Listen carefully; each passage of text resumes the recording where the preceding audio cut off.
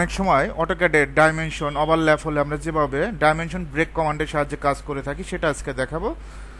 সর্বপ্রথম আপনি এখান থেকে ডিআইএম তারপর ব্রেক লিখবেন, ডাইমেনশন ব্রেক, আশা করি লিখতে পারবেন।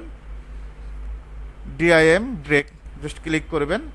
এখন যে লাইনটা ব্রেক করতে চাচ্ছেন সেই লাইনটা আমরা জাস্ট সিলেক্ট করব, জাস্ট একটা ক্লিক করব। ক্লিক করার পর এখানে ম্যানুয়ালি ক্লিক করবেন, ম্যানুয়াল অথবা এম দিলেও হবে। ম্যানুয়ালি ক্লিক করার পর আপনি যে কোনো একটা ফার্স্ট পয়েন্ট ক্লিক করবেন, সেকেন্ড পয়েন্ট ক্লিক করবেন, ডাইমেনশন লাইনটা ব্রেক হয়ে যাবে। আবার যদি সবার উদ্দেশ্যে ক্লিয়ার করি, আমরা যদি এই ডাইমেনশন লাইনটা ব্রেক করতে চাচ্ছি, এইটা করতে চাচ্ছি, তো আমরা কি দেব, ডিআইএম ব্রেক জাস্ট বি দিলে এখানে ডাইমেনশন ব্রেকে ক্লিক করবেন। ক্লিক করার পর অবশ্যই এই লাইনে সিলেক্ট করতে হবে যে লাইনটা ব্রেক করতে চাচ্ছেন।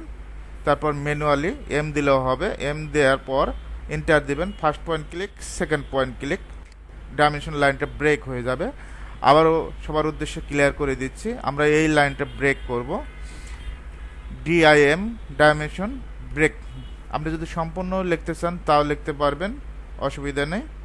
এন্টার দিবেন, এন্টার দেওয়ার পর সিলেক্ট অবজেক্ট যে লাইনটা ব্রেক করবেন জাস্ট ক্লিক করবেন। ক্লিক করার পর ম্যানুয়ালি ক্লিক করবেন, first point click, second point click, dimension লাইনটা ব্রেক হয়ে যাবে।